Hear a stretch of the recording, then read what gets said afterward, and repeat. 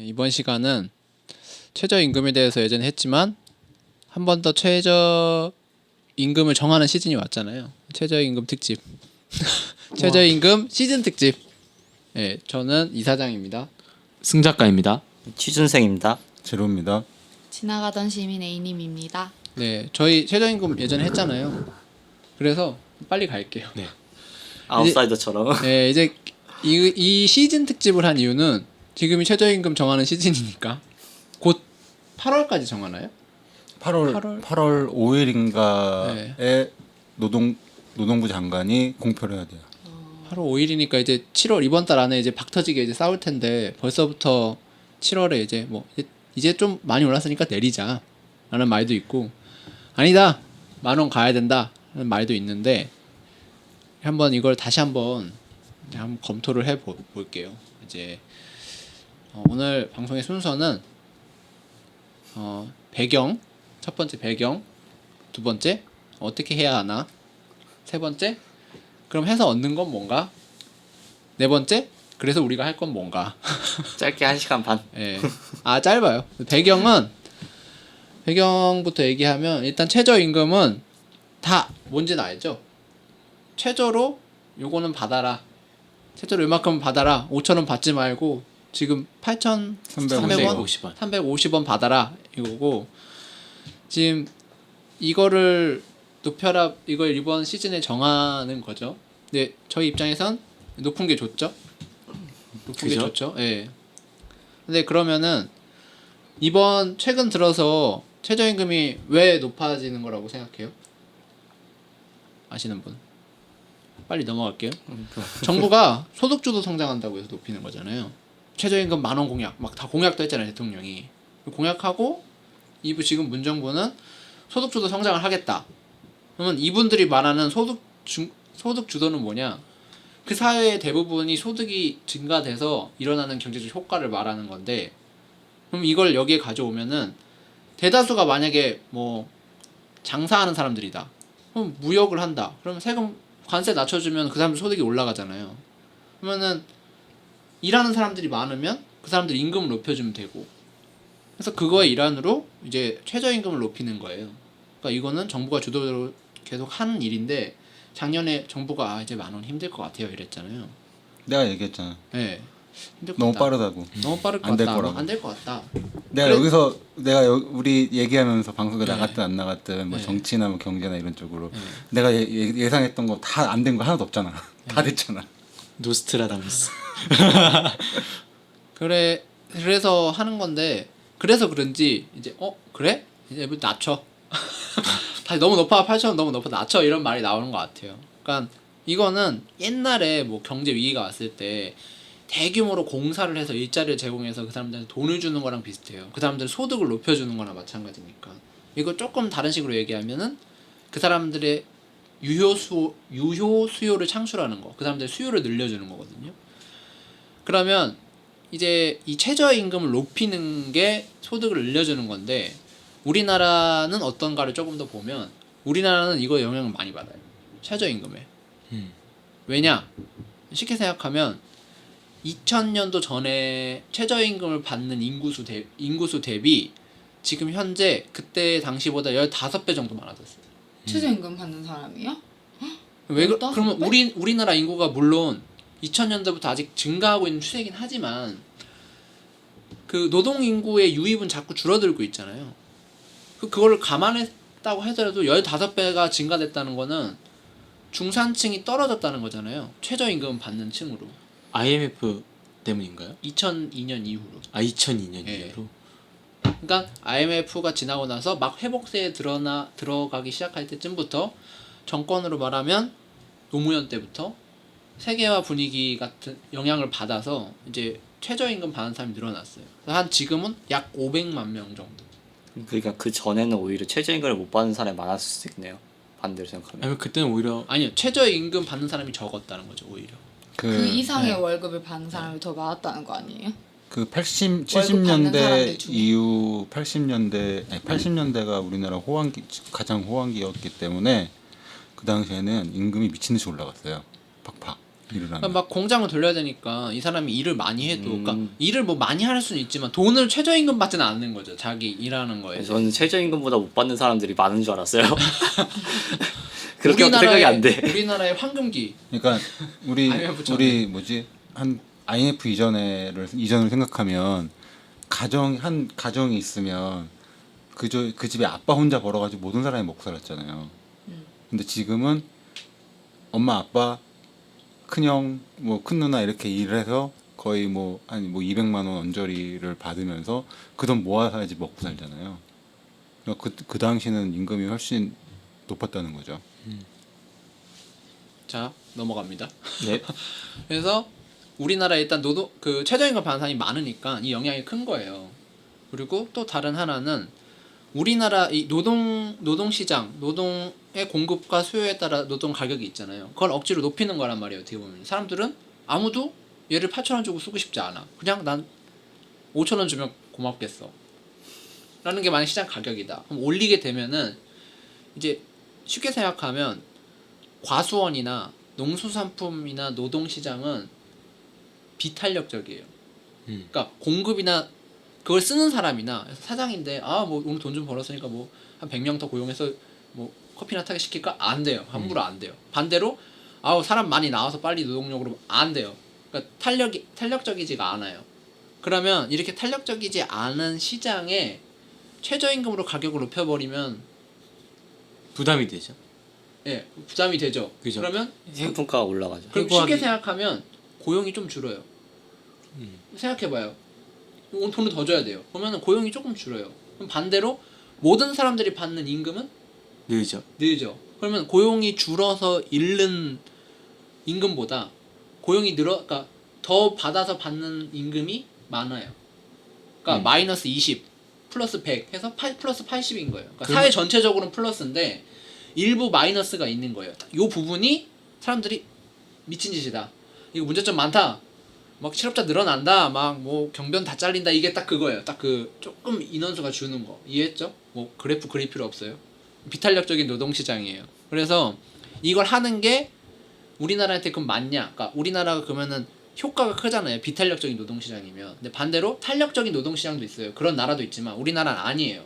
그럼 최저임금 높이는 건 우리한테 이득인 거예요. 어쨌든 경제적으로도.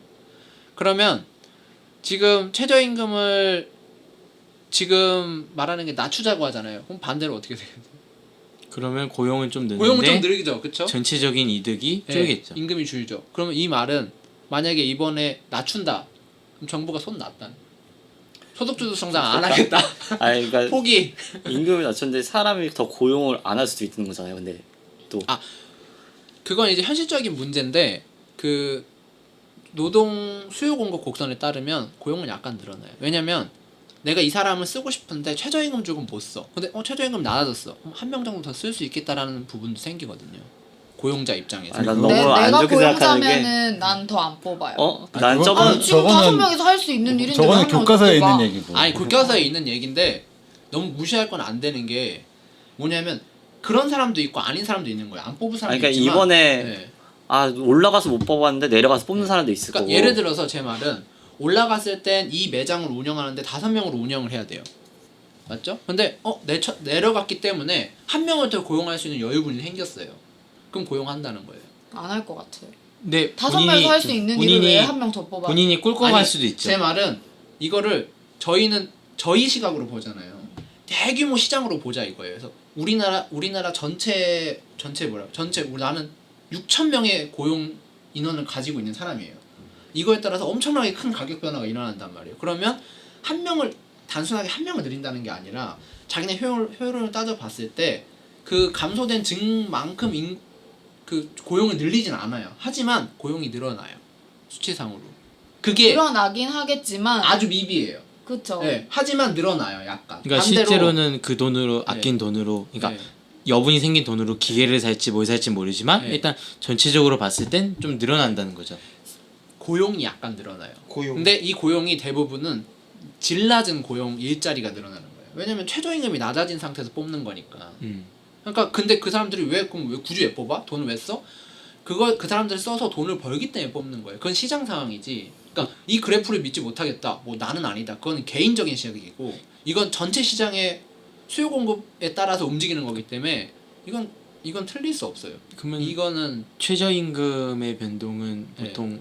보통 흔히 사람들이 하기 싫어하는 일들의 그 그렇죠. 변동이 제일 큰 거네요. 제일 안 좋은 일자리. 물론 최저임금보다 못 받고 일하는 사람도 있어요. 따져 보면 왜냐면 누구나 다 시급으로 일하는 건 아니니까. 포괄임 문제. 네, 포괄임금제를 따지면 결과적으로 우리가 최저임금 받는 사람이 500만이잖아요. 그럼 반대로 이 최저임금을 기준으로 영향받는 노동자들이 얼마나 많다는 말이에요. 그러면 내 임금을 최저임금 따져보니까 비슷하네? 하면 다니겠지만 낮아. 내가 여기 왜 다녀? 하고 나갈 수도 있는 거예요. 근데 포괄임금제라고 해서 최저임금보다 낮게 주는 건 불법 아니에요? 그렇게 할 수 없는 건가? 근데 그게 그렇게 살지. 불법인데 네. 그 그게 근무 애매해요. 시간을 정확히 카운트를 안 하면 네. 그거를 증명할 수가 없죠. 카운트는 안 되는데 내가 그러니까 일하는 시간하고 돈을 주 따져보니 몇 시간이죠? 지금 68. 58이에요? 52시간 아니에요? 그건 300명 이상.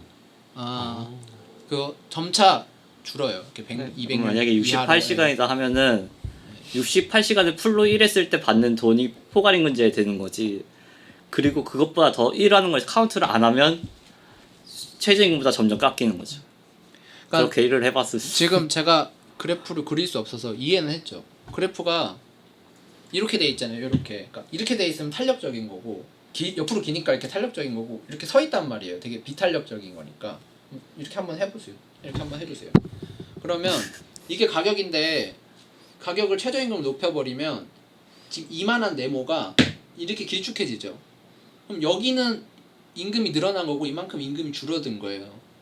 근데 조금 줄어들고 많이 늘어난 거고 반대로 여기서 가격을 낮추면 이렇게 내려가니까 총 임금이 원래 이렇게 네모냈는데 고용 인원수가 X축이 고용이 조금 늘어나고 총 임금 소득이 줄어든 거예요. 그러니까 그래프로 보면 그래요. 근데 이거를 전체 시장으로 보니까 난 아닌 것 같은데 해도 국가 전체 시장적으로 보면 이렇게 움직여요. 그러니까 근데 이걸 봤을 때 지금 정부가 왜 최저임금을 올렸는지 그러면 이걸 만약 낮춘다면 정부가 멍청한 사람들은 아니잖아요. 그러니까 소득주도 성장을 일부분 포기했다는 거예요. 이번에 만약 낮아지면 기부업 우리 졌어. 포기했다는 거예요. 근데 예측대로 못 올릴 것 같다. 에서 끝날지 반대로 낮춘다라는 거는 말했잖아요. 올라진 이 상태에서 낮춘다는 거는 총 임금을 손해를 본다는 뜻인 거예요. 소득주도 성장을 일부 포기했다라는 것과 마찬가지인데 최근에 인사 발령 난 거 보면 어떻게든 지키진 근데 않을까. 최저임금이 낮춰진 사례가 있어요? 없어요. 그쵸. 살- 언급은 된 적이 있어요. 언급은 근데 한 낮추자. 번도 낮춰진 근데 적 낮춰진 적은 없어요.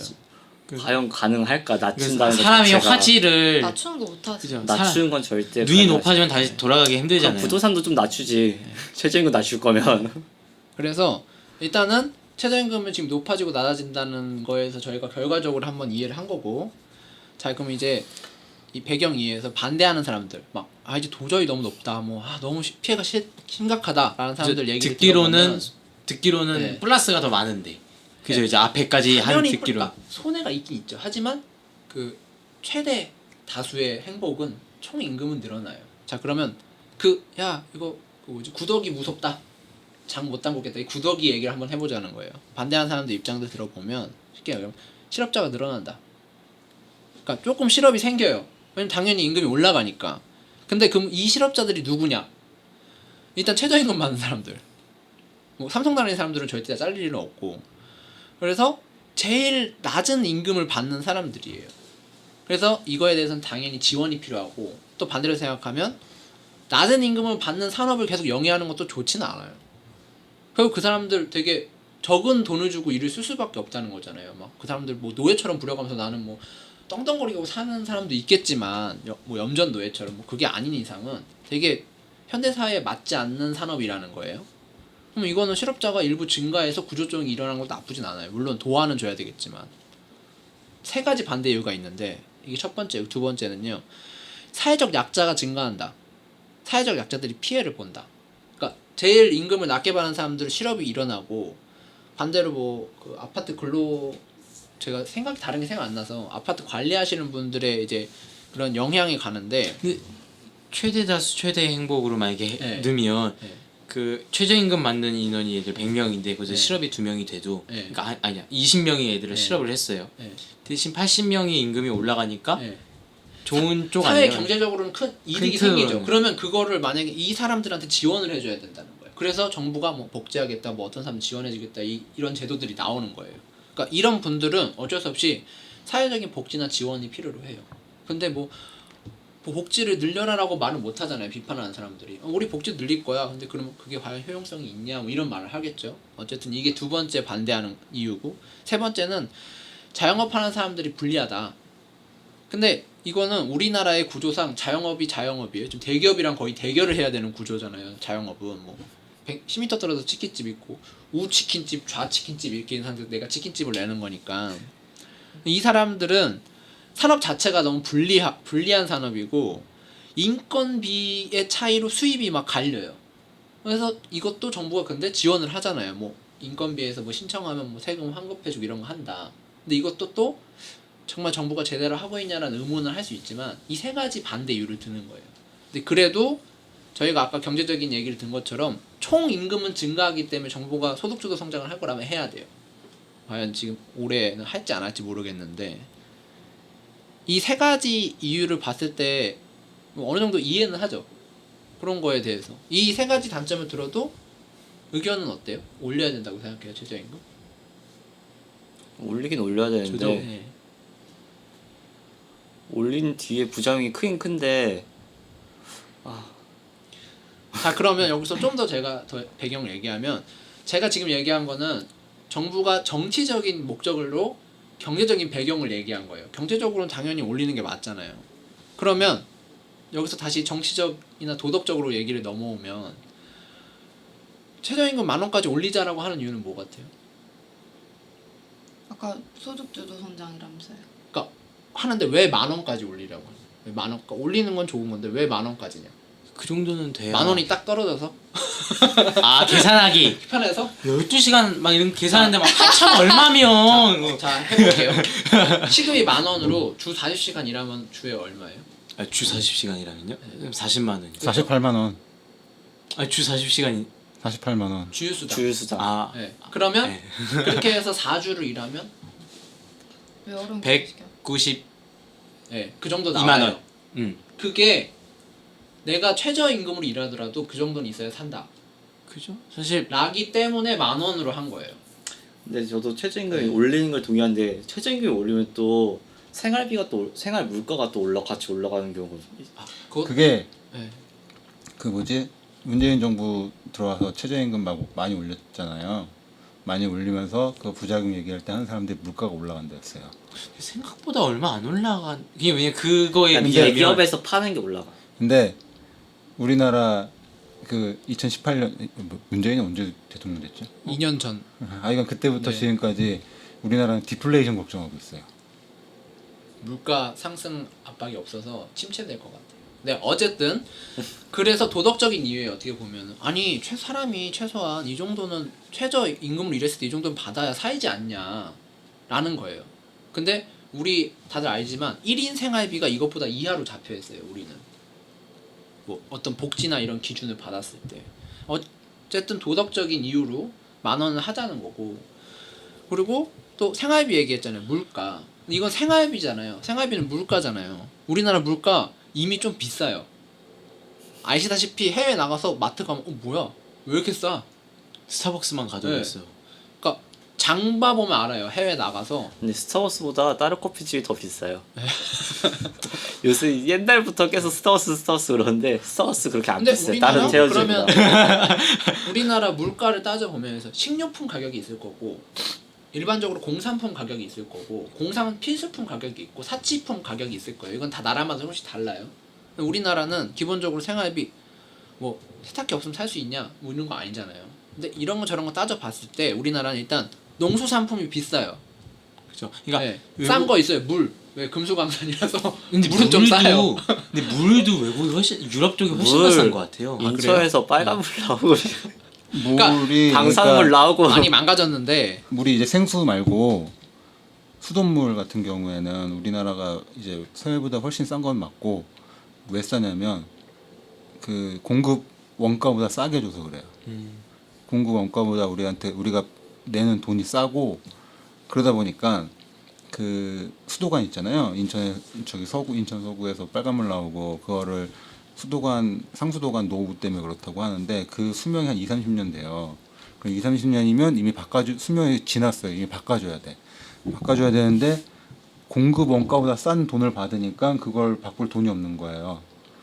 그게 한 우리나라 주요 상수도관이 70년대, 80년대 대부분 만들어졌거든요. 그럼 훨씬 지났죠.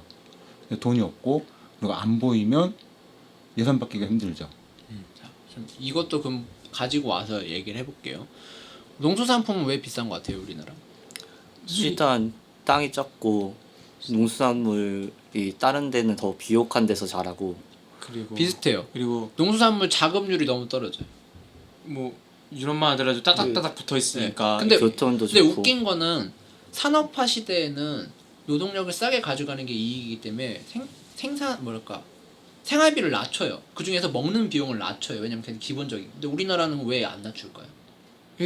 근데 이게 만들긴 여력이 없는데 수입하기에는 또 따닥따닥 붙어 있지도 않으니까 운송 비용이 제가 더 볼 들잖아요. 때는 농수산물 우리는 관리 개판이잖아요. 뭐 이번 양파 너무 많이 재배했다. 이거는 양파도 노동시장처럼 비탄력적이니까 양파 공급이 많아지면 가격이 떨어지는 거잖아요. 이렇게 움직이니까. 그럼 당연히 양파를 다 뒤엎어야 공급이 줄어드니까 가격이 올라가는 거잖아요.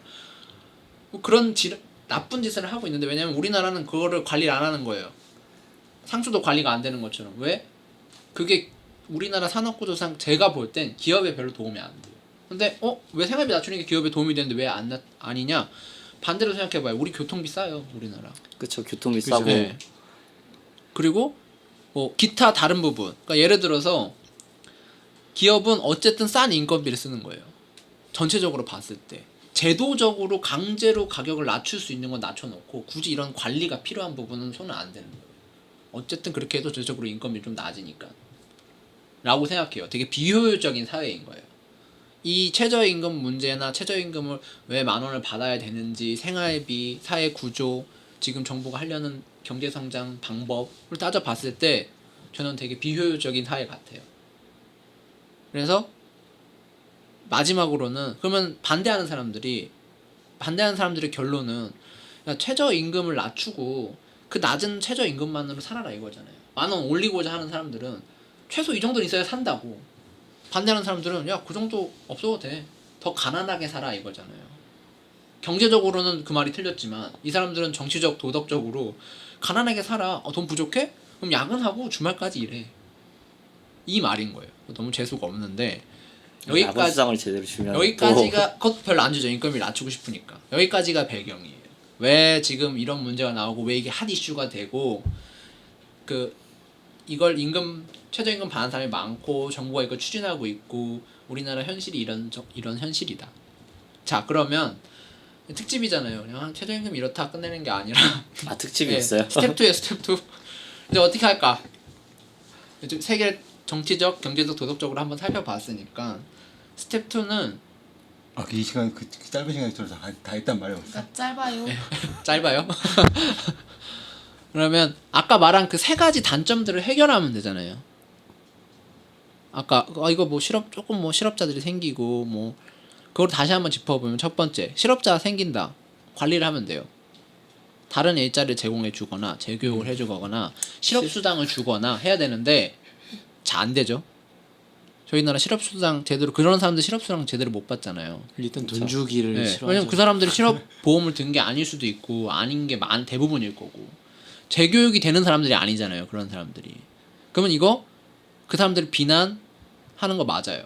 저는 인정해요. 그 비난. 제대로 관리가 안 되니까. 재교육도 잘 안 돼. 그렇죠. 당연히 안 되죠. 재교육 거기 가서 배울 것들이 네. 보통 유튜브에 다 있잖아요. 그 어르신들이 재교육 받고 뭘 해요, 솔직히.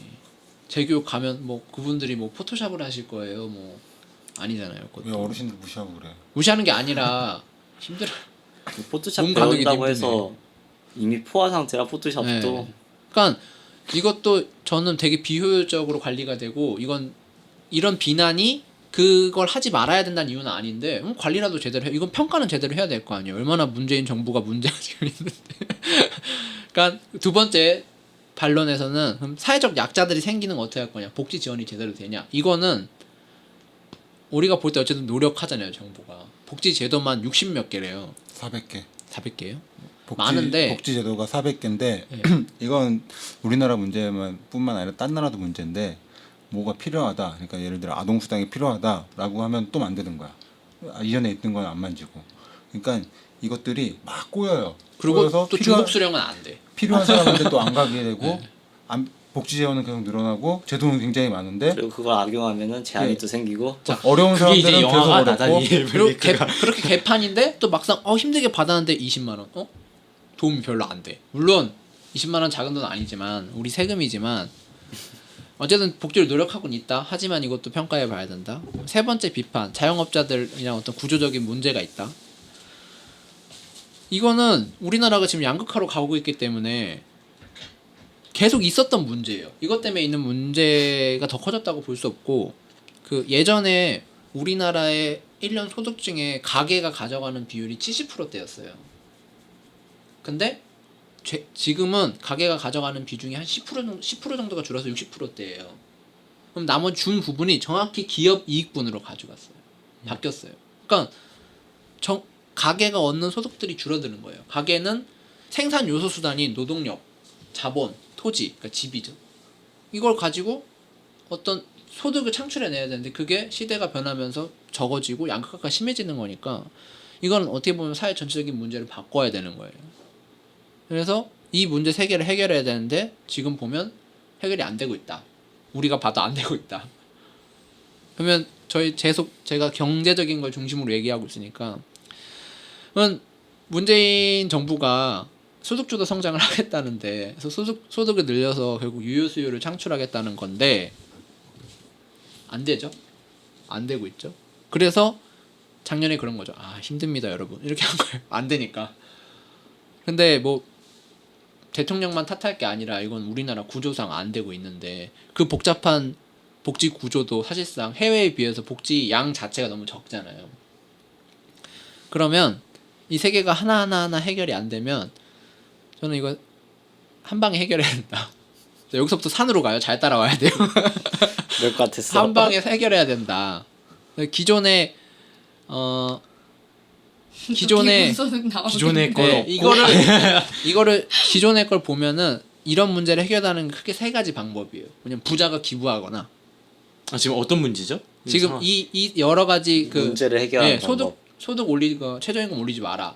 이거에 대해서 제기하는 문제를 해결하기 위해서 이제 기존에 있는 방법들은 뭐냐면 부자들 뭐 마이크로소프트 만든 그 사람들이 뭐 이렇게 막 엄청나게 많은 돈 기부해서 뭐 그런 센터 같은 거 만들어서 예산 좀더 뭐 EH 재단 그러니까 어려운 사람 그래서. 도와주는 거 이게 한 가지 방법이고 두 번째는 그냥 정부가 예산으로 지원 받으세요 이거고 세 번째가 그 4대 보험이에요. 잘리면 거기서 실업수당 나가잖아요. 근데 이것도 우리 알다시피 장기적으로 문제가 있다라는 걸 우리는 알고 있잖아요. 그리고 기본적으로 이런 4대 보험 같은 거는 이제 중산층이 많아야 유지되는 제도거든요. 그래야 십시일반 돈을 내니까. 그러니까 이번 문재인 정부에서 들어서서 이런 비판에 직면해서 정확히 똑같이 하는 행동을 하는 거예요. 문재인 정부가 노동시간 줄이겠다고 한 거죠. 지금 노동시간을 이런 문제를 해결하기 위해서 노동시간을 줄여야 되고 건강보험도 바뀌었잖아요. 지금 다 가입하는 걸로. 그러니까 예전에는 누구 아래 소속돼 있었는데 특정 조건 하에 가입자 수를 늘리는 거예요. 왜냐면 그래야 이 문제를 해결하기 위한 4대 보험이란 공적 구조를 늘릴 수 있으니까. 그리고 공무원 채용을 늘려요. 왜요? 그래야 4대 보험 가입자들이 늘어나니까. 그리고 정규직 전환을 막 시켜요. 왜? 그래야 4대 보험 가입자들이 늘어나니까. 그러니까 비정규직도 4대보험 다 가입해요. 그쵸. 그것도 있는데 금액이 다르지 않나요? 아니 자기 다르니까 금액이 다르잖아요. 임금에 따라가는 네. 거지.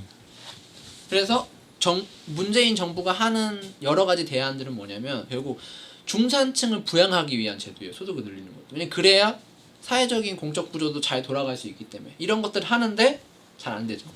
저희 다 알다시피 잘 안 돼요. 왜냐면 너무 제도가 약해요. 하는 건 약하고 필요한 돈은 많고 예산은 부족하고 언론 플레이도 안 되고 정책도 제대로 실행되지 않고 행정적인 그런 것도 시민들이 만족할 정도로 하질 못해요. 결국 또 아까 그것처럼 결국 돈이 없으니까 눈에 보이지 않는 건 처리 안 하고 되게 비효율적으로 들어가고 관리비만 많이 들어가는 거죠.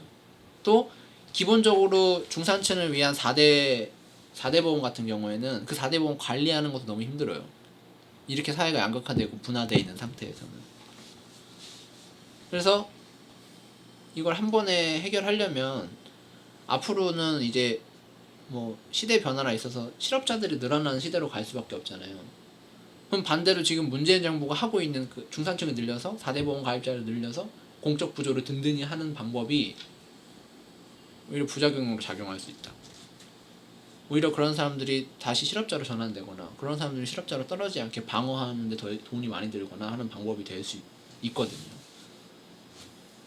그래서 다들 예상하셨지만 기승전 기본소득을 해야 되는데 기본소득은 우리나라 이거 복지제도가 아니잖아요. 기본소득은 복지제도가 아니라 유효 수요를 창출하기 위한 경제제도란 말이에요. 정부가 시행하는 어떤 정책이란 말이에요. 그래서 우리나라는 제가 어떻게 할까? 기본소득을 해야 된다. 얼마요? 얼마? 얼마가 아니라 그러면 기본소득을 왜 하고 어떻게 하냐라고 보면은 해외 기본소득은 우리나라랑 달리 이미 복지를 많이 해요. 그래서 너 기본소득 할래? 너 나한테 왜 그러냐? 이럴 거예요. 너 나 싫어하냐? 왜냐면은 기본소득 없으면 내가 300을 받는데 기본소득 200 받고 살아. 싫잖아요. 왜냐면 이미 기본 복지 서비스가 잘 돼 있으니까. 그러면 결국 기본소득을 하는 해외의 목적은 예산이 이미 있는 예산을 줄이려고 하는 거잖아요. 근데 우리나라는 좀 달라요. 우리나라는 예산이 없잖아요. 복지에 별로 돈을 안 써요. 그럼 야, 너 복지할래? 기본소득 받을래? 개이득이네. 기본소득 줘야지. 이러잖아요. 그럼 돈은 어디서 나냐? 이거는 케이스가 성남시 케이스는 뭐냐면 성남시 케이스가 제일 대표적인데 일단 그 지자체가 예산을 아껴요. 그 예산을 아낀 남은 돈으로 돈을 주는 거예요. 해외랑 완전 다르죠. 그리고 성남은 그 지방세가 되게 많이 거쳐요. 네. 그러니까 아끼는 것도 아끼는 거지만 아껴 살 수 있는 여력이 있는 들어오는 거죠. 돈 자체가 많아요. 딴 지자체보다. 그리고 근데 저는 그것도 맞는데 저는 돈이 없는 게 아니라 도둑이 많다고 운영에 따라서 예산이라는 건 달라진다고 봐요. 원래 또 성남시 빚도 있지 않았어요? 네, 그것도 참 빚 없애고 네. 기본소득 한 거니까. 혹시 인천 아니야?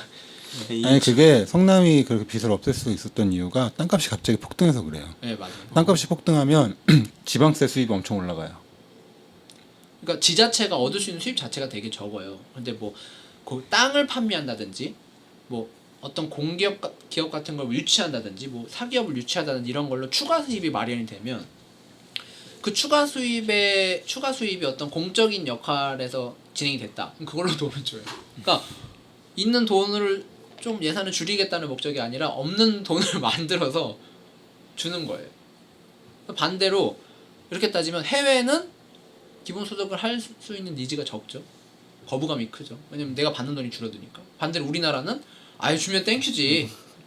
그러니까 할 수 있는 가능성은 더 높아요. 해외보다는. 그래서 세 번째 스텝으로 넘어가서 그러면 얻을 건 뭐냐?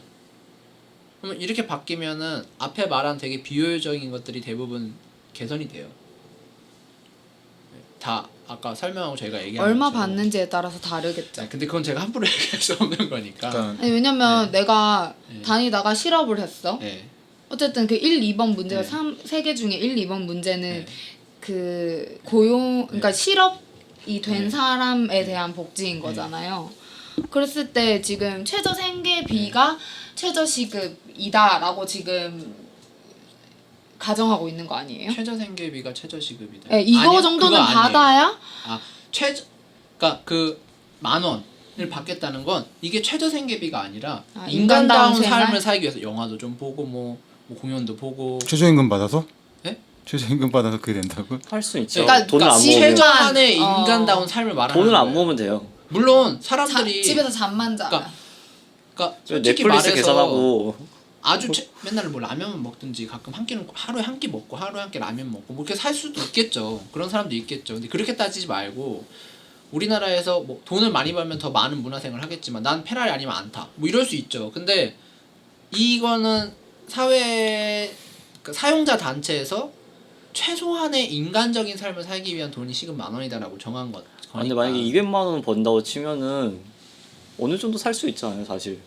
뭐 이렇게 막 그러니까 쪼달리면서 살진 않잖아요, 사실. 다들 것 같아요. 얼마 저축도 하고. 정도를 생각해요? 만약에 딱 최소 한 달에 근데 버는 자, 돈이 다를 게 혼자 사냐, 애가 있냐, 혼자 산다라고 그렇죠. 부양자가 있냐 이런 건 다 다르기 때문에. 부부에서 부부끼리 둘 다 200만 원씩 벌면 400만 원이잖아요. 예. 그러면 쪼달리진 않고 살 수는 있잖아요. 그 정도면 전 좀 여유롭다고 생각해요. 근데 그렇죠, 여유로운데 아니 애가 학원 가는 순간 그러니까 케이스가 끝나. 너무 다 여기는 달라요. 끝나. 혼자면 1인 가족이 이제 주세니까 혼자면 어느 선인 것 같아요? 뭐 어떤 선? 저는 그거는 적절한 예가 아닌 것 같아요. 그래요? 왜냐면 달라요. 그럼 계속 혼자 달라요. 살 거예요? 음. 그거 아니잖아요. 부모님 일 못하시. 우리나라 대부분 부모님들이 재산이 없는데 부모님 부양 안 할 거예요? 나 1인 가구니까 난 계속 1인 가구야. 내 소득은 다 내 거야. 이렇게 못 하잖아요. 나 우리 집에서 다 혼자 벌어. 그럼 만약에 내가 애 하나, 뭐 부모님 2분을 먹여. 근데 어차피 기본소득이면 인당 나오는 거잖아요. 성인만 주는 것도 아니고. 기본소득이 아니라 일단 10,000원을 아. 최저시급 10,000원을 한 게 그래서 200을 기본소득 200은 안 나오죠. 그 네. 취지가 아니니까. 그러니까 10,000원인데 또 의견이 다르니까 이제 그러니까 사용자 측은 왜 이렇게 많다 그거 아니어도 인간적인 삶 살 수 있어 이거잖아요. 아마 보통 4인 가준 기준으로 칠 것 같아요. 보통 치면 일반적으로 3인 4인 1인 가구의 기준, 생활비 기준, 2인 가구, 3인 가구 다 다르긴 하겠죠. 근데 4인 가구가 이제 노인이냐 또 아이냐에 또 다르긴 하겠지만 이제 일을 한다면 근데 전 10,000원이 그래도 맞는 것 같아요. 왜냐면 부부 둘이 일해서 부모님들 좀 챙겨주고 애 둘을 키운다. 만약에 1인이 200 벌면은 네. 한 70만 원 뭐 월세 낸다고 치고 네. 비싼 데는 뭐 그러니까 80만 원 뭐 그렇게 넘어가지만 집을 사서 부채를 갚든 뭐 하든 월세를 70만 원 정도 네. 낸다고 치고 30만 원에서 50만 원 정도 적금 넣고 살면 뭐 충분히 그러니까 약간의 여유롭게 살죠 사실. 근데 약- 애 둘이 학교 끝나고 나서 내가 퇴근할 때까지 학원에 가 있어야 되잖아요. 애 1인 가구 했을 때 지금 얘기한 거고 1인 가구로 예를 들면 여유 대부분 엄청 문제가 여유롭고 없어요. 만약 4인 그치. 가구 쉬가지고 2인이 쪼달린다. 400을 번다. 네. 그러면 좀 그것도 쪼달리더라도 웃긴 게 한 명이 애를 낳으면 그 사람 뭐 애를 누가 돌봐요? 그럼 네. 애를 누구한테 또 맡겨야 되는 거 아니야? 그러니까. 돈 주고. 그러니까 이게 계산이 쉽지 않다는 거죠, 제 말은. 1인 200으로 치면 쉽죠, 계산이. 그렇게 따지면. 근데 그럼 그렇게 따지면 사실 2인 부부가 잠깐 둘이 일하고 혼자 일해서 애 둘하고 만약에 아내 하나를 잠깐 책임져야 된다. 월 200으로. 빚내야죠. 쉽지 않죠, 그것도. 그렇게 따지면. 집값도 내야 되는데. 근데 그게 사실 너무 여- 끝이 여- 없잖아요. 여러 가지 따지면 끝이 없으니까 이 10,000원에 대해서는 저는 잘 모르겠고 그건 이제 그쪽 단체에서 정한 거고 이제 기본소득에 대해서는 얼마냐라는 얘기가 나왔지만 얼마인지 모르겠어요. 근데 얼마가 만약 받는다고 하고 아까 같이 비탄력적인 노동 그래프를 그린다면 시급이 낮아지겠죠? 저희가 예전에 내린 결론이 뭐였어요? 최저임금이 별로 상관없었으면 좋겠다. 오르든 내리든. 내가 최저임금 받는 사람이 아니라서 국민 대부분이 이 결론이었어요 예전에. 그러면 기본소득을 받으면 최저임금 상관없이 시급은 떨어져요. 맞죠? 최저임금이 기본소득을 받아버리니까 이 사람한테 최저임금법이 만약 없다면 임금이 계속 떨어진다고요. 시장의 가격에 따라서. 임금이 줄는 게 아니라 노동 시간이 그러니까 좀 줄지 않아요?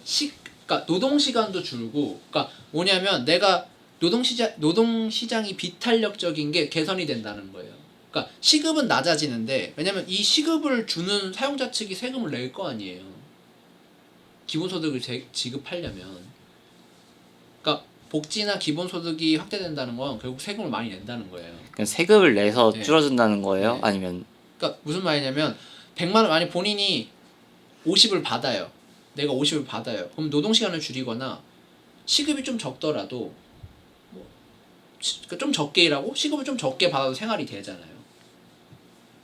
근데 사람들이 예. 많은 시급 주는 걸로 조금 일하는 걸 좋아하니까 내려지진 않지 않나요? 내려지진 않지만 그럼 일자리를 못 구할 수도 있죠. 난 너한테 그 돈 못 준다. 근데 다른 사람이 그 돈을 일해요. 그럼 난 그 사람 일자리를 뺏기니까 다른 사람한테.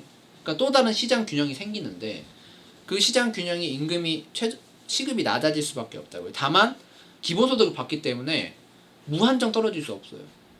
그죠? 근데 지금보단 낮아진다는 거죠. 내가 받는 기본소득에 포함되는 만큼을 제하고 대신에 나 그러면은 여기 안 맞아. 이 노동시간 안 맞고 이 시급 안 맞으니까 나가. 라기 때문에 노동 공급이 좀 탄력적으로 변해요. 좀.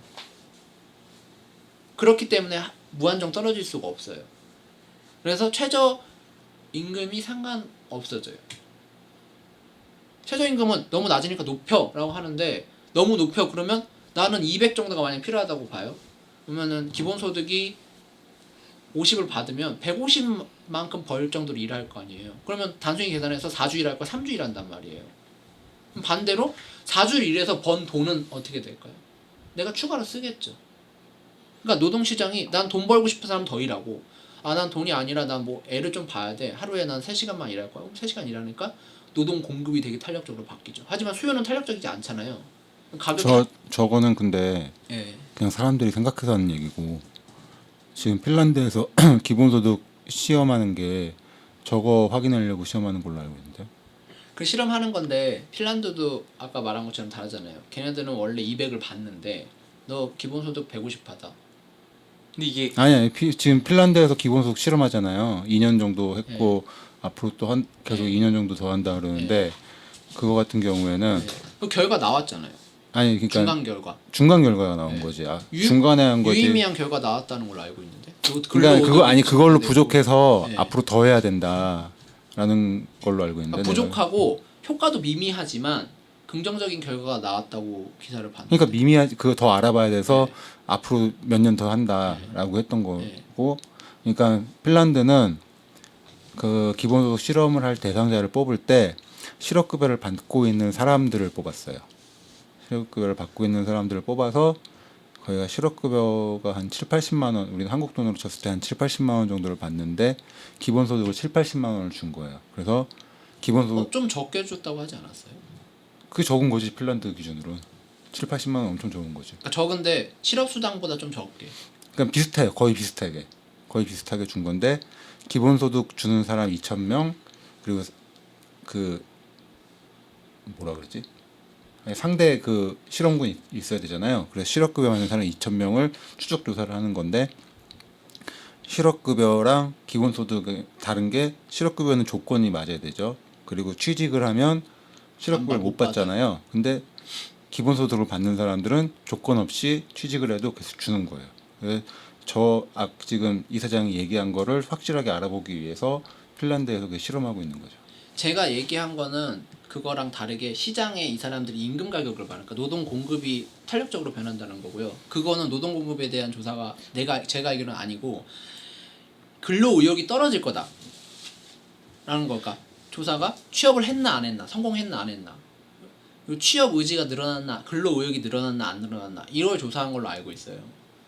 그리고 저는 또 다르다고 봐요. 그 사람들은 그 기본소득 안 해도 뭐 복지 나오는데 라고 생각하고 하는 거랑 우리나라는 실제로 이걸 일부분 그쪽이랑 시행 방식이 다르단 말이에요. 저긴 아예 기존 복지를 이미 주고 있기 때문에 복지를 없애고 줘야 돼요. 우리는 기본 복지가 이미 별로 없기 때문에 안 주고 있는 상태에서 추가로 주는 거랑 또 다르단 말이에요. 물론 뭐가 답인지 모르겠지만 저는 나중에는 야 무슨 건강보험이 없어? 이런 것처럼 야 무슨 기본소득이 없어? 이렇게 바뀔 것 같아요 시대가. 근데 제 생각이지만 알 수 없지만 그래서 그래프로 봐도 더 앞으로 기본소득이 어찌 보면 뭐 정답은 아니지만 최저임금이 별로 상관없는 사회를 만들 수도 있다. 그래서 우리가 할 다음 스텝은 이제 기본소득을 하겠다는 정치인을 좀 밀어보자. 스텝이에요. 뭐 자기가 원하는 당에 내년에 월 선거 1,000원씩 잘하고 월 1,000원씩 6개월 내서 권리당원 돼가지고 기본소득 하겠다는 정치인 한번 찍어주자. 재밌을 거다. 이게 저희 재밌을 선거 것 방송인데? 결론 기본소득은 자본주의 제도기 때문에 다들 맹신했으면 좋겠다. 기본 아직도 최저임금이 떨어진다는 그 말을 못 이해를 못해요. 그러니까 지금 8,350원인데 8,000원으로 줄이자는 거예요. 제 말은 아니 그러니까 하면 아까 제 말 제가 기본소득을 설명하면 하면 지금 임금이 그 수요 공급에 따라 결정이 돼 있잖아요. 근데 최저임금은 최저임금 제도로 임금을 높이는 거란 말이에요. 지금 현 상황은 그럼 최저임금 제도가 없다면 다시 임금이 낮아지겠죠 균형점으로.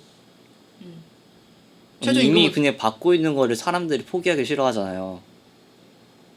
그건 사람들이죠. 경제 시스템은 다르게 돌아가죠. 왜냐면 제가 사용자인데 최저임금 제도가 없어지면 당연히 적게 주겠죠. 근데 왜 기본소득을 실시하는 거랑 최저임금을 없애는 거랑 무슨 상관이에요? 없애는 게 아니라 제 말은 최저임금이 있으면 최저임금을 계속 줘야 되잖아요. 최저임금이 있으면 근데 기본소득이 실시되면 말한 것처럼 노동시간을 줄이거나 돈이 필요하면 그냥 그대로 일하겠죠. 그냥 그대로 일하거나 노동시간을 줄이거나 하는 일을 할 거예요. 근데 그래도 최저임금을 올리자고 하지 않을까요? 왜냐면 결국에는 최저임금이 높아지면 적게 일하고도 돈을 더 많이 받는 거기 때문에. 그러면은 이것도 뭐 제 생각이지만 그러면 사람들이 일을 그대로 하거나 일을 적게 하는 사람이 있는 거지 일을 더 하려는 사람도 있긴 있을 거예요. 만약 내가 돈 더 벌 수 있네? 그러면 결국은 한 사람을 계속 쓰는 게 아니라 되게 일이 파트타임으로 쪼개진다는 거예요. 만약에 그냥 최저임금을 받는 알바로 직업을 보자면 예전엔 5명이 돌았는데 10명이 돌아야 되는 거예요. 그 일을 돌리기 위해서. 그럼 매니저가 필요할 거고 그러니까 노동 공급이 되게 다채롭게 변하는 거죠. 근데 이 상태에서 최저임금을 줘야 되기 때문에 높은 최저임금을 줘야 되기 때문에 고용주들이 가능한 이 사람들이 그 최저임금은 계속 높잖아요. 이 사람들이 일을 써야 되는데 그럼 결국은 늘어나는 거는 기본소득을 받는 사람들의 소비가 늘어나겠죠. 일을 더하거나 일을 그대로 하는 사람들은 기본소득만큼 소득이 늘어난 거니까. 그럼 반대로 만약 이 상태에서 최저임금 하지 마 라고 하면 최저임금이 그러니까 시급이 낮아지겠죠? 그럼 반대로 고용은 늘어나요. 그래프상으로. 근데 그게 반대로 지금 기본소득이 준체도 최저임금 높으면 고용은 줄어들죠.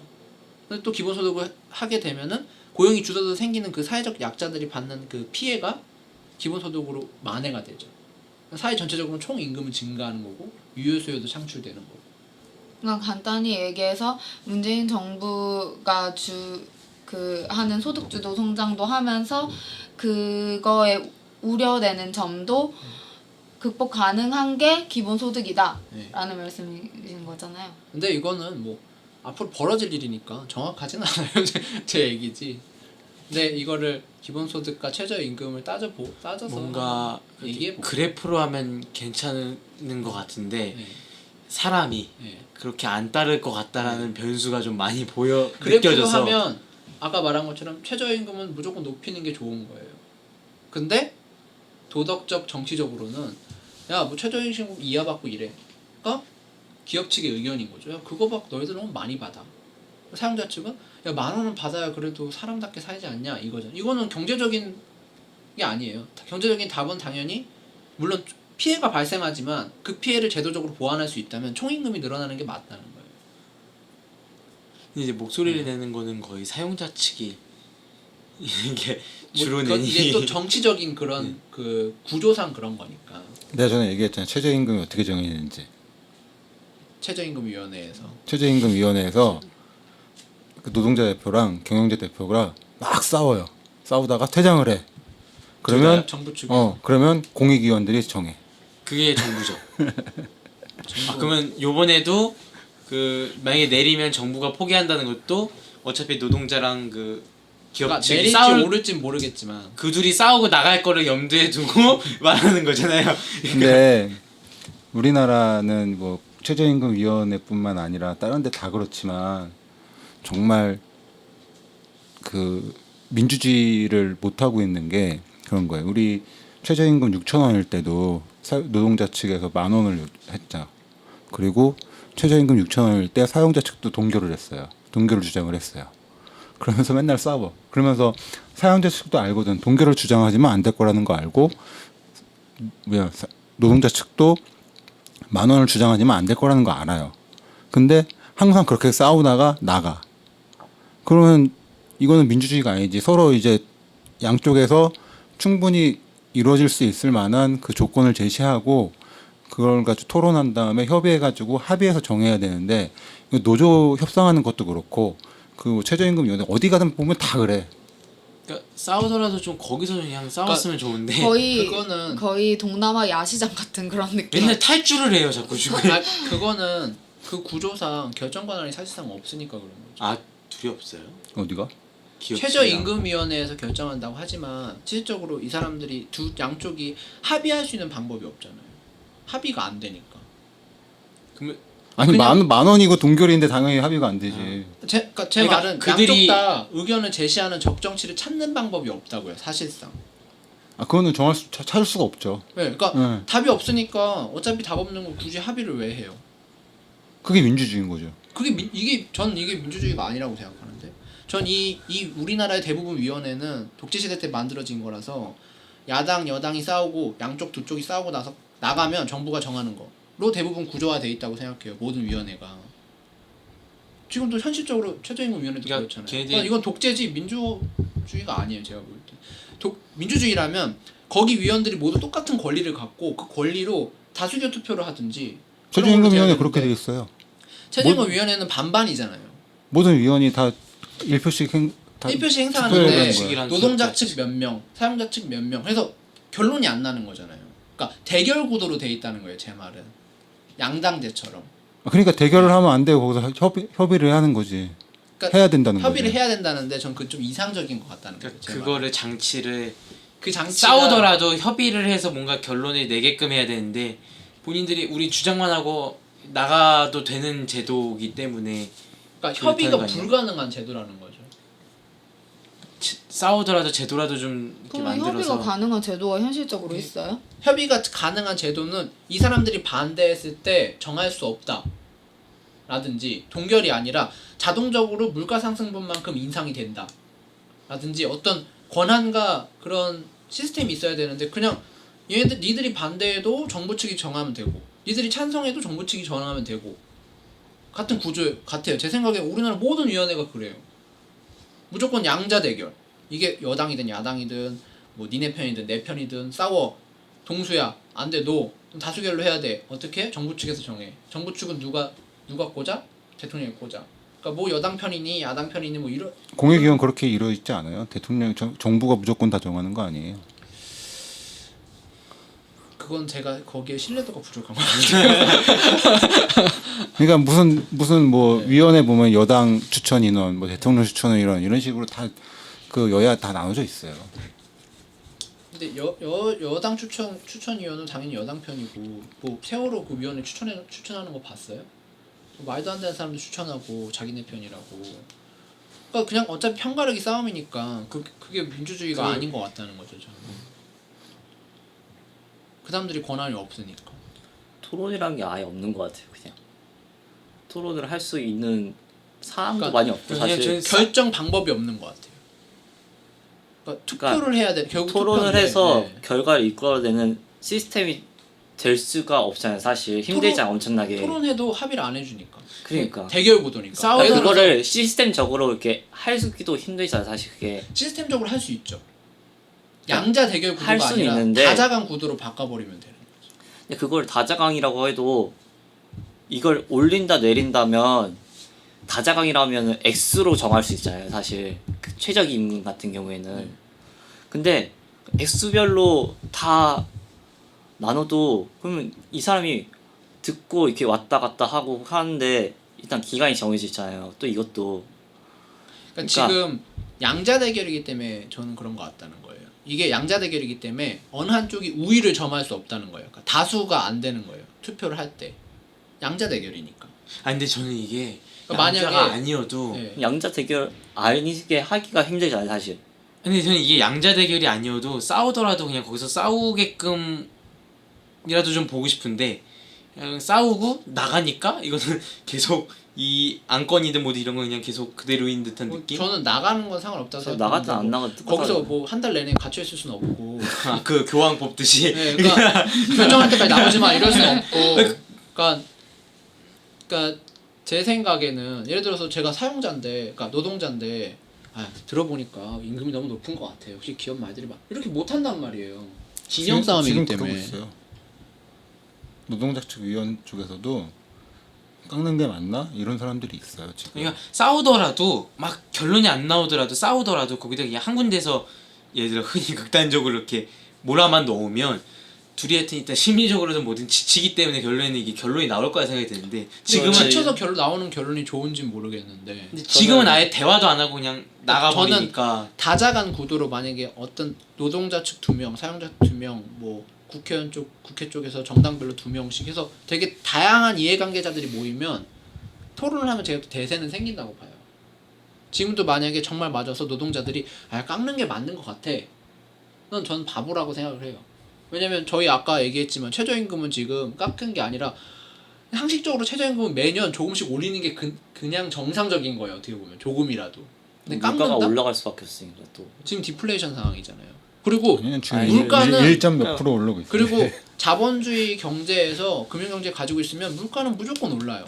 그렇죠. 어쩔 수가 없어요. 최저임금도 그래서 최저임금도 오르죠. 조금씩은 올라야 되는 게 정상이. 지금 깎자는 말은 경제적인 답이 아니라 이거는 진영 싸움, 정치적인 논리 싸움이라는 거예요.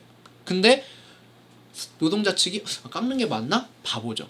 멍청이거나 스파이거나 돈을 받았거나죠. 말이 안 되는 거니까. 그러니까 이해관계 다자간이면 대세가 생길 거란 말이에요. 경제적으로 해석을 하든 도덕적으로 해석을 하든. 근데 거의 정치적으로 위원회를 해석하든. 형성하는데 그 정치인들끼리 할 거 아니에요. 또 어떻게 보면 이 형성하는 정치인들과 구조가 뭐 이렇게 그런 된 게 우리나라가 양당제잖아요. 대통령 중심으로. 그러니까 대부분 3파 정부 측 왼쪽 오른쪽 대부분 이런 식으로 구성되어 있거든요. 그럼 어쩔 수 없네요. 현실적으로 현실적으로 힘들다는 거죠. 그러니까 아직까지. 막 뛰쳐나가는 걸 전 나쁘게 보지 않아요. 그냥 안 뛰쳐나가고 네. 갇혀있게 하면은 침묵 시위 할 거예요. 걔네들도. 침묵 시위도 하기도 하고. 근데 진짜 앉아 있어도 욕 먹고 나가도 욕 먹으면 그냥 스트레스 받지 말고 나가라는 거죠. 답이 없으니까. 이해한다는 교황 뽑을 때처럼 아예 이렇게 해결 안 나면 안 보내고 아 출석은 그냥 했으면 좋겠어 제발. 근데 국회에 좀 들어와서 그렇죠. 네. 앉아라도 있으면 그러니까 싸우더라도 그냥 그러니까 얼굴 보고 싸우는 게 낫다라는 느낌인 거지. 아니다 그냥 나가면 월급 깎기 시간제로 해가지고 퍼센트 해가지고 그것만이라도 있으면 나갔네 진짜 돈이라도 못 받겠네라는 생각이 나다지. 근데 막상 회의는 좀 하지 않나요? 그래도 TV에 다 안 나오는 거지. 하긴 회의도 안 해요? 하겠죠. 회의도 안 했는데 깎는 게 맞는 것 같아 이런 사람이 있잖아요. 최저임금위원회 네. 거기는 어느 한쪽이 퇴장을 한 다음에 그러니까 퇴장이 아니라 출석을 2회 이상 정당한 요구 없이 정당한 이유 없이 안 하면 그 사람 없이 결정을 내릴 수가 있어요.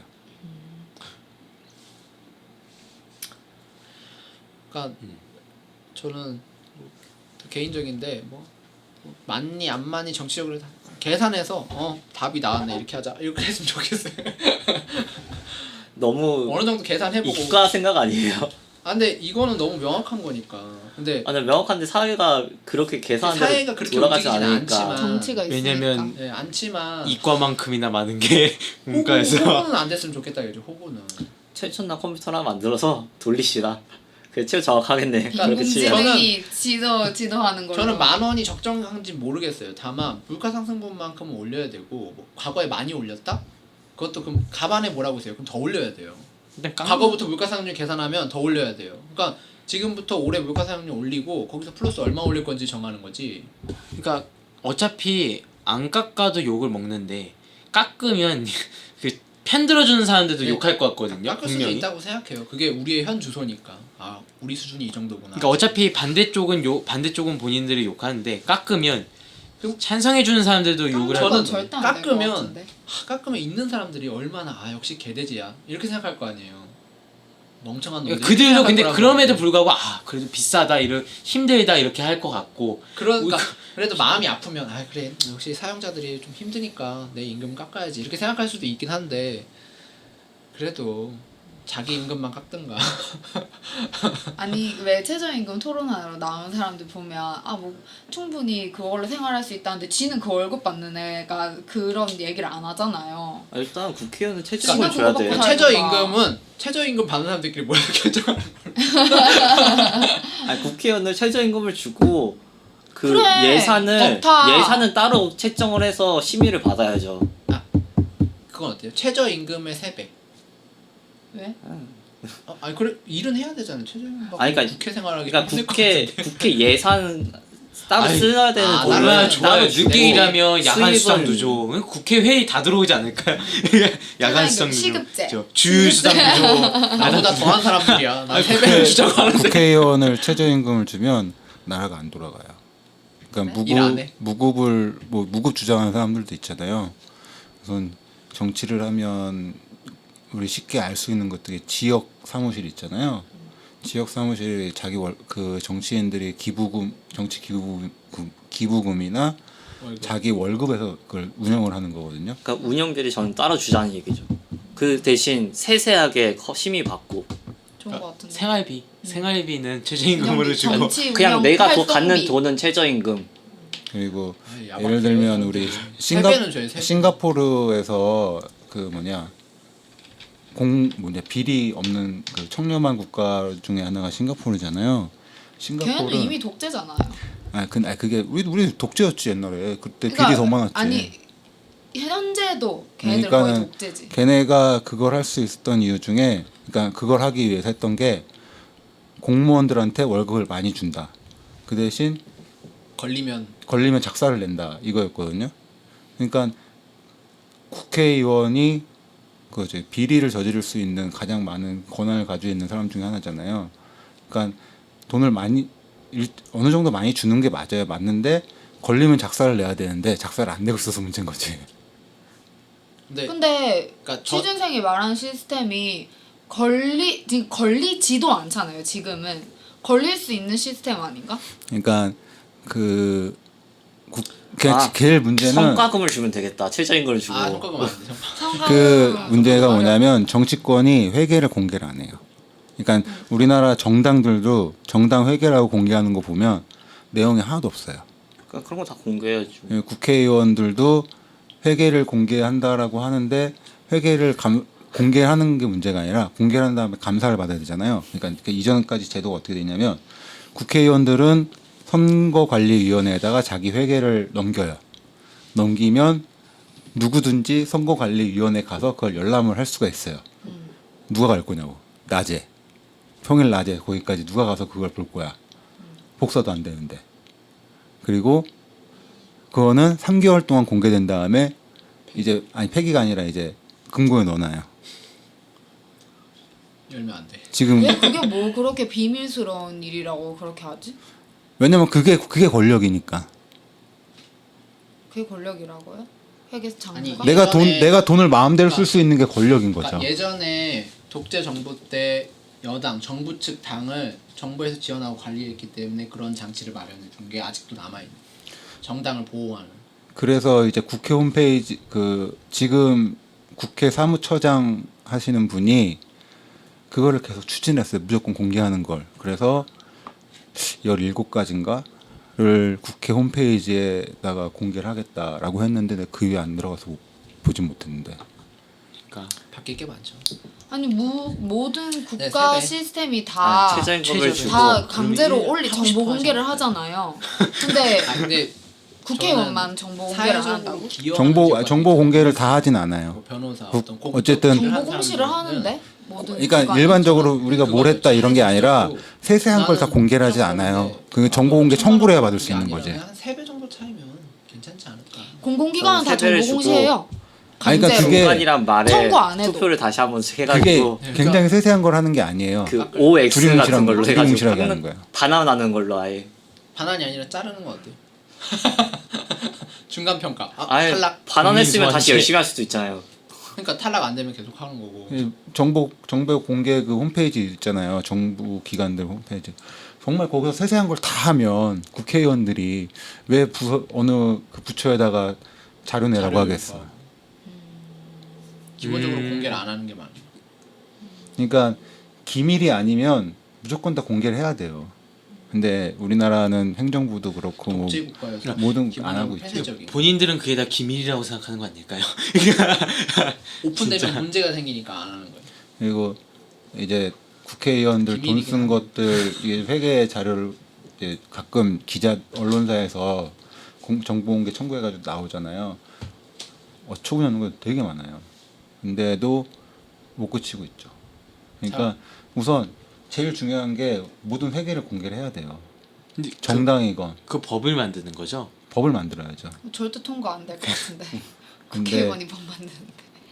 그 뭐지 법을 공개한 다음에 감사를 또 별도로 또 받아야 되는데 국회나 정당을 누가 감사를 할 거야? 그러니까 사실 민주주의에서 제일 강한 기관은 국회예요. 근데 우리나라가 독재다 보니까 행정부가 강한 거지. 미국도 사실 약간 독재 비슷하게 갔으니까 웬만한 민주국가는 대부분 국회가 다 모든 일을 하고 국회가 행정부 감사하는 거까지 다 있어요. 그리고 우리나라는 그렇지. 문제가 국회의원이 너무 적어요. 어. 사람들이 이제 국회의원 늘어나는 거 싫어해서 그런데 국회의원이 300명밖에 안 되는데 300명이 그 많은 일을 할 수가 없어요. 우리나라가 국회가 처음 1940 몇 년이었 40 몇 년이지? 그때 국회가 처음 만들어졌을 때 국회의원이 200명이었어요. 근데 우리나라 지금 인구가 2배가 넘 그때 2천만이 안 됐죠. 2천만도 안 되는데. 네, 그러니까 그 세 배 거의 정도, 2.5배에서 3배 정도가 늘어났는데 아직 300만밖에 안 되는 거예요. 국회가 인원이 늘어나는 대신 좀 세분화했으면 좋겠어요. 환경 쪽 뭐 근데 어차피 부처처럼. 근데 늘어나면 제 말은 늘어나면 그렇게 바뀌어요. 그러니까 근데 사람들이 늘리기 싫어하니까. 그리고 늘어나야 늘어나야 바뀔 수밖에 없겠다. 아니 왜냐면 법이 이렇게 국회의사당이 좀 할 게 많은데 그러니까 늘어나야 괜찮은 안- 사람도 좀 그러니까 나쁜 사람도 들어가겠지만 아니, 괜찮은 사람들이 들어가야 괜찮은 사람들이 나쁜 짓 못하게 할 수 있는 것도 만들고 그러니까 물 흘리는 미꾸라지가 이렇게 조그만 그 해변가에 사느냐 아니면 크다란 이 태평양 같은 데서 해봤자 소용이 없잖아요. 좀 그리고 그 우리나라 경선이라는 거 하잖아요. 이제 예를 총선 내년에 총선할 거지만 경선을 하면 사람들이 이제 경선에서 뽑을 줄 거라고 생각할 수도 있는데 그렇지가 않아요. 그러니까 민주당의 이번에 경선 룰 통과된 거를 보면 그 점수 매기는 난에 청렴성 15%, 15점, 100점 만점에 청렴이 15점, 그다음에 의정 활동 능력이 10점이에요. 근데 나머지는 뭐예요? 네? 나머지는 뭐예요? 근데 그 여러 가지가 있는데 그 중에 배점이 가장 많은 게 당선 가능성 40점, 100점 만점에. 그러니까 이 의원들도 당 지도부가 시키는 대로 해야 되니까 우리나라 지금 뭐지 국회의원 경선 받는 그 것 자체가 당에서 거의 독재적으로 하고 있잖아요. 그러니까 당선 가능성을 40%로 보는 거예요. 왜냐하면 사람들이 늘어나야 당 지도부가 힘이 세니까.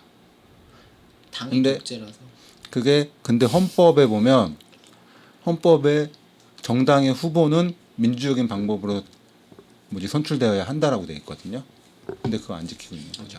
그러니까 서양에 있는 많은 나라들이 그 선거법에 정당 후보는 민주적인 방법으로 선출이 돼야 되고 그렇지 않을 경우에는 선거관리위원회가 후보로 받아들이지 말아야 돼요.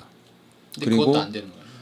그거 그리고 했으면 좋겠어. 만약에 블라인드 투표. 모르고 받았더라도 자기 뭐 하겠다 그 딱 뭐지? 그것만 써놓고 모르고 받아가지고 선출이 돼도 그 사람 그거를 민주적인 방법으로 후보가 되지 않았다는 게 밝혀지면 잘려요.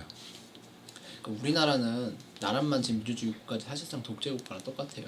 바뀐 게 87년 이후로 바뀐 제도가 거의 없기 때문에 그냥 시간만 흘러온 거지. 얼마나 87년 이후로 다사다난했어요. 30년 동안 경제도 후퇴했지. 이명박근 때문에 경제도 후퇴했지. 정치적으로도 후퇴했지. 그리고 막 바뀌어가지고 영삼이가 그나마 독재가 부활할 수 있는 걸 제거한 거 말고는 IMF 맞았지, 세계화 맞아가지고 막 경제체제 바꾼다고 정신없지. 이제야 박근혜 때문에 뺨 한 대 맞고 정신 차리고 아 이제 해야 되는데 라고 하는데 준비는 하나도 안 돼 있지. 목소리는 더 많아졌고. 그래서 다음 대통령이 중요하겠죠. 지금 문재인은 할 수 있는 게 별로 없고. 문재인 때도 이번 대통령이 중요하죠 하면서 뽑지 않았어요? 이번 대통령은 땜빵용이에요 사실. 할 수 있는 게 없어. 다음 대통령이 중요하다는 이유가 다음 대통령부터 이제 나락의 길로 떨어지는데 그러니까 문재인은 저주받았고 그 다음 대통령은 이제 지옥인데 이제 지옥 위기는 이제 극복하기 나름이니까 이제 우리나라 그 이명박근혜가 묵혀놓은 것들이 이제 다음 정부 때 제가 터질 건데 여러 가지 일들이 그걸 어떻게 수습하고 어떻게 정리해 나가냐에 따라 달라지는 거니까. 그러니까 저기 이 사람 우리나라 정부 쪽 사람들도 그러니까 책상머리에 앉아가지고 공부하던 사람들 열심히 뭐 교수라든가 행정가라든가 이런 사람들이 위에 계속 올라가잖아요. 그 사람들은 좋은 정책이라고 내놓지만 모르는 게 너무 많죠. 그러니까 내가 저번에 52시간 그 얘기할 때도 했었지만 그 사람들은 52시간이 어떻게 돌아가는지를 모르는 거죠. 그리고 그 저기 노동시. 그 공익인권 네. 거기 변호사체 그쪽에 가서 그 사람들 얘기를 들어도 그 사람들은 정말 공부 잘해서 열심히 공부해가지고 변호사가 됐는데 그 사람들도 그 어려운 사람들을 그냥 겉으로 보는 것만 아는 거예요. 그러니까 거기서 했던 분 얘기도 그 뭐지? 이 사람들을 이용해서 내가 원하는 걸 어떻게 할까? 내가 그러니까 어려운 사람들 있잖아요. 예를 들면 뭐 장애인이다, 장애인권이다. 그러면 이 사람들을 이용해서 내가 이루려 하는 목표에 이 사람들을 제가 수십 년 재료로 동안 쓰는 재료로 썼다라고 그런 얘기를 했어요. 그걸 자기가 한 10몇 년을 한 다음에 그걸 깨달았다고. 근데 그걸 안 한 사람들이 행정부나 국회에 가가지고 그걸 하니까 알겠냐고. 저희 최재인군 얘기했죠. 네. 참 짧네요. 이 뒷부분은 잡담이니까 다 드러내야 되고. 넣어요 그냥? 너무 네? 근데 네. 중구난방으로 막 네. 여러 명 얘기해서 너무 안 스피커가 되고. 겹쳤어요. 아까 이렇게 맞아. 한 방송에 두 방송이 돼가지고 민주적인 걸로 넘어가서 그런 건데 지금 제가 얘기한 결론은 산으로 간다고 중간에 분명 얘기했으니까 저는 예. 복선이었네요. 항상 산으로 가니까 네. 결론은 어쨌든 이제 기본 소득을 이제 하려는 정치인은 좀 지지해 주는 것도 재밌을 거다. 꼭 해야 된다는 게 아니라 재밌을 누구 있긴 해요? 거니까. 지금? 이재명이 있고 그리고 몇 명 정치인들이 이제 똑같이 하려고 근데 하는 거 소수 같은데 아니에요, 근데 소수예요. 근데 그러니까 재밌을 거라는 거죠. 그러니까 그 뭐지? 대세가 아니. 국회에 보면 국회 토론회 이렇게 있어요. 네. 국회 토론회 이렇게 뭐 올라오는 게 있는데 거기 보면 기본소득이 한동안 그 이슈가 된 다음부터 꾸준히 하거든요. 그럼에도 몰라요. 사람들이. 왜냐면 이 기본소득을 얘기하는 쪽이나 그러니까 얘기하는 쪽이 복지는 보건복지부잖아요. 기본소득은 재정경제부에서 얘기한단 말이에요. 근데 재정경제부 장관이 하는 말 들어보면 걔도 생각 별로 없는 거. 별로 자기 일이 아니에요. 별로 중요하지 않아. 먼 미래의 일이라고 생각하기 때문에 뭐 나중에 하든 말든 뭐 그냥 중요하게 고려 중이다. 뭐 이 정도지. 아 마치 기본소득이 이제 전 세계 네트워크가 있어요. 그래서 재작년인가 그 기본소득 대회를 한국에서 했어요. 근데 뭐 그런 거 아는 사람도 없고 아마 정치인이나 행정가들도 그렇게 모를걸요. 우리나라는 하려면 아무튼 뭐 그건 뭐 제가 정하는 건 아니니까. 한 빨라야 10년? 10년이면 개이득이죠. 엄청 10년이면 엄청 빠를 것 같은데. 10년 여기 이렇게 약간 빨라야 그 느낌 10년. 같아. 그 우리 과학자들이 30년 뒤면 될 거다. 이거 안 된다는 뜻이잖아요. 안 뜻이네요. 약간 지금 우리나라 복지가 개판인 게 이번에 청년 어? 지원금 전 됐거든요. 네. 근데 쓸 수는 게 없어. 그러니까 왜요? 쓸 수 있는 항목이 정해져 있어요. 정해져 있는데 그래서 저는 해외 인터넷 강의 같은 걸 이렇게 신청해서 들으려고 했는데 해외 결제가 그냥 아예 안 되고 뭐 이제 뭐 다 제한이 걸려 있는데 밥 먹으면 교통비 되지. 이런 거 아니에요? 밥 먹은 것도 월 20만 원. 일식에 1만 원, 월 3일 3만 원 뭐 제한 있고 뭐 그래서 밥 먹는데 20만 원 일단 쟁여놨고 그래서 지금 갑자기 뜬금없이 영화원 등록하고 문화 정책. 해외 취업 영어 학원 해가지고 네. 강의 다 영어인데 영어 강의 안 하죠.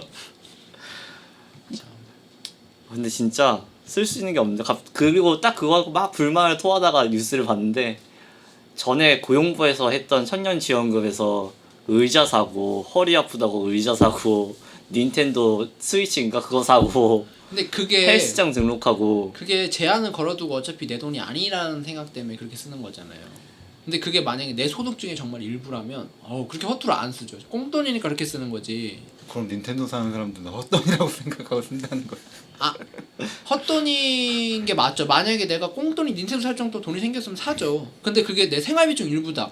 만약 그 캐시로 내가 원하는 데 쓸 수 있다. 그럼 다른 데 쓸 것 같아. 그걸 만약에 닌텐도를 살딱 돈이 생겼으니 꽁돈이 생겼으니까 닌텐도 사야지라고 생각할 정도면 그래도 어느 정도는 이 여력이 되는 거 아닐까요? 왜냐면 만약에 이 여력도 아예 없으면 그러니까 그걸 사고는 싶지만 생활비 안 보태면 내가 지금 굶어 죽으니. 제 생각엔 그 요건상 닌텐도를 살 수 있었기 때문에 산 것 같아요.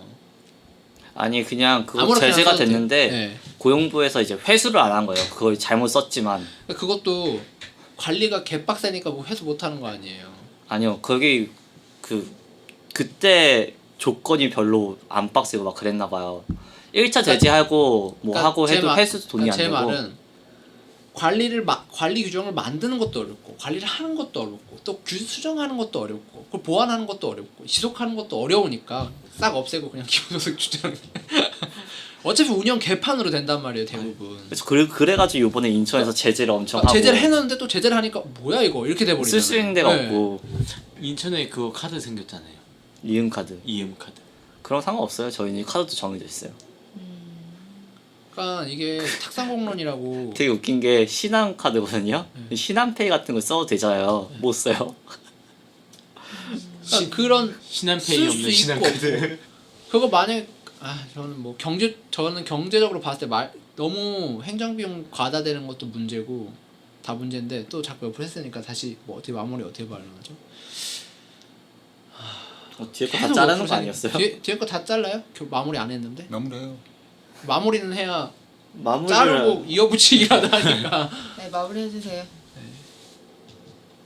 결론은 산으로 갔고요. 네, 재밌을 거니까 뭐 기본소득 별로 될지도 안 될지도 모르고 한번 재미로 한번 기본소득을 하려는 정치인을 지지해 보세요. 이게 결론입니다. 와.